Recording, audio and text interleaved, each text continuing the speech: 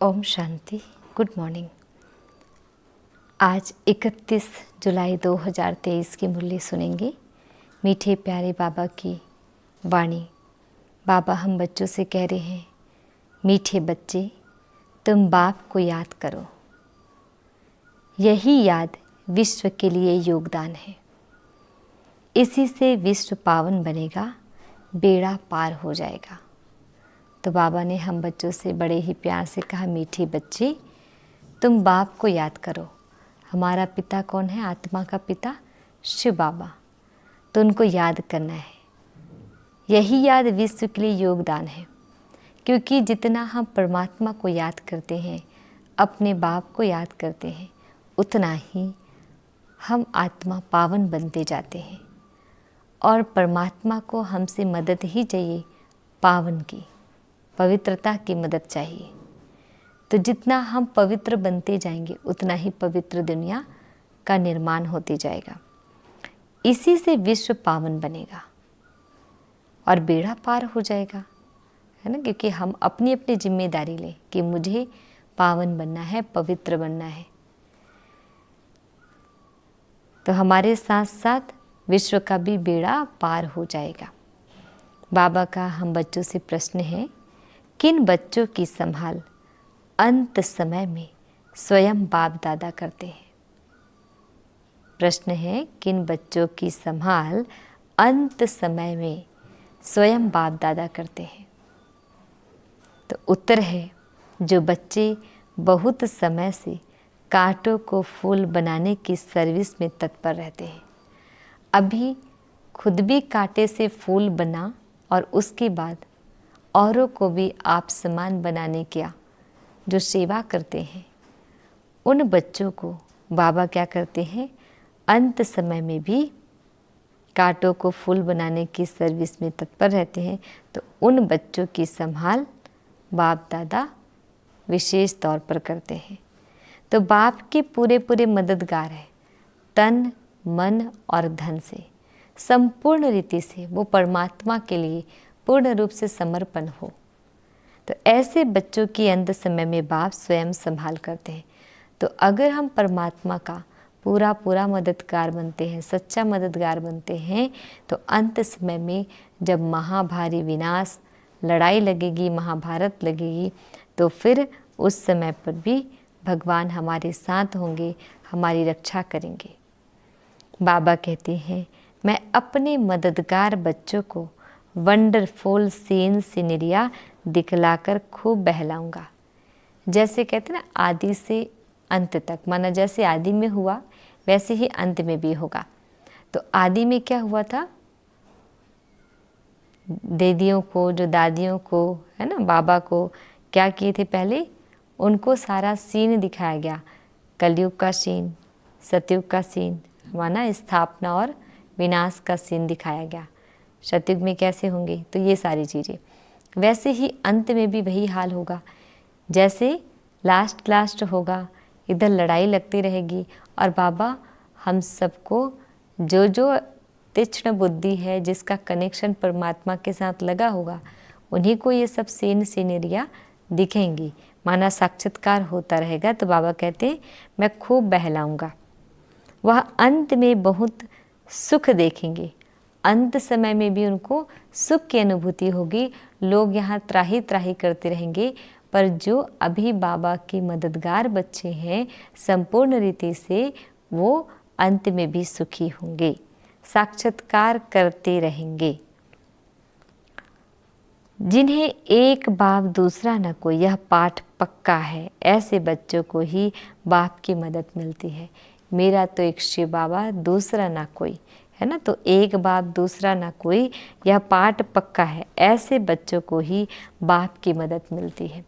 तो एक तो है कि बाबा के सिवा और मेरा कोई ना हो, तो उस बच्चे को, और दूसरा कि जो बाबा पर पूरा पूरा बलि चढ़ते हैं, पूरा पूरा मददगार बच्चे बनते हैं, तो उनको अंत में मदद मिलेगी।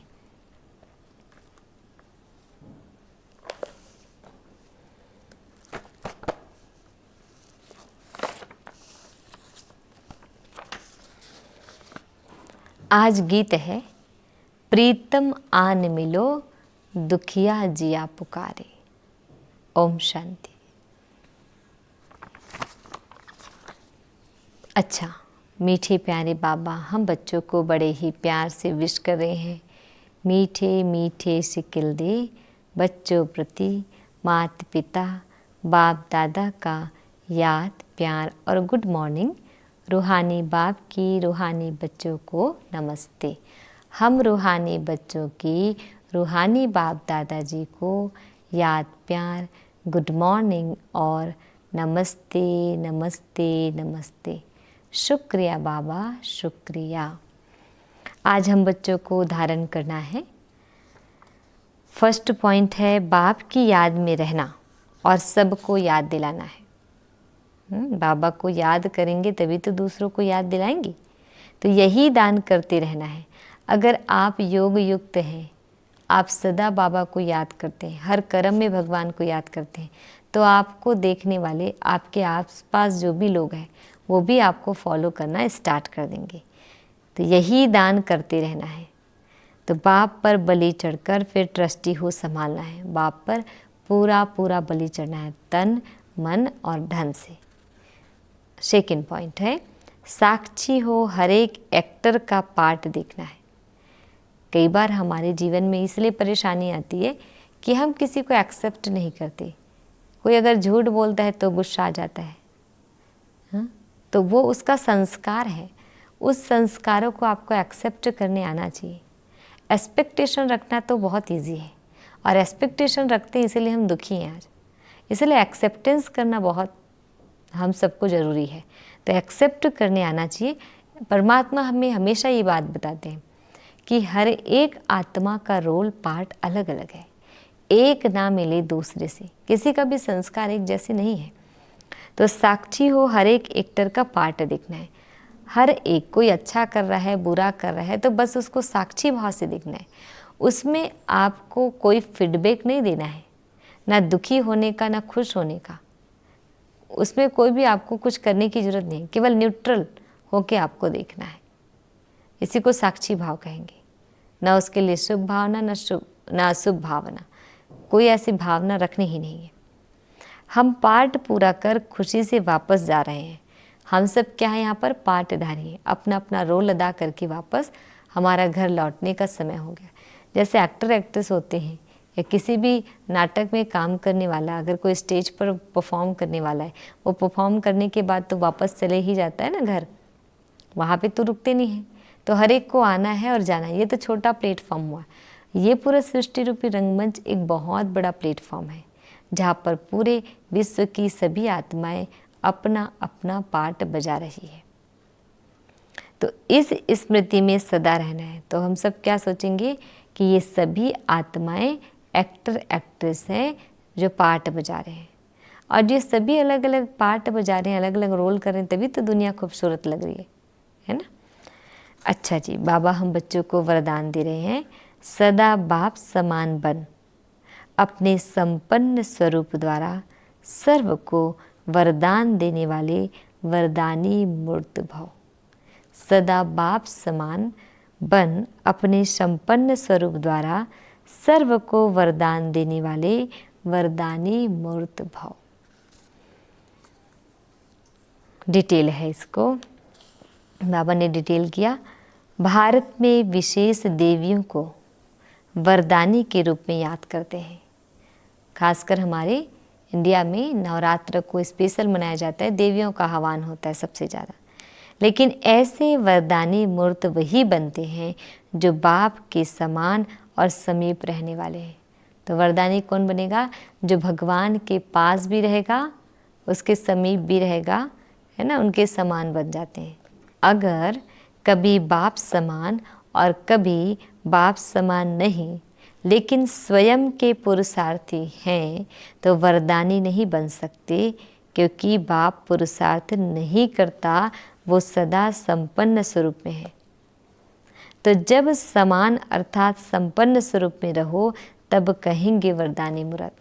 तो यहाँ पर बाबा ने क्या कहा कि अगर कभी बाप समान और कभी बाप समान नहीं, लेकिन स्वयं के पुरुषार्थी हैं, तो वरदानी नहीं बन सकते, क्योंकि बाप पुरुषार्थ नहीं करता, वो सदा संपन्न स्वरूप में है। तो जब समान अर्थात संपन्न स्वरूप में रहो तब कहेंगे वरदानी मूर्त। स्लोगन है, याद की तीव्र दौड़ी लगाओ तो बाप के गले का हार विजयी मणके बन जाएंगे।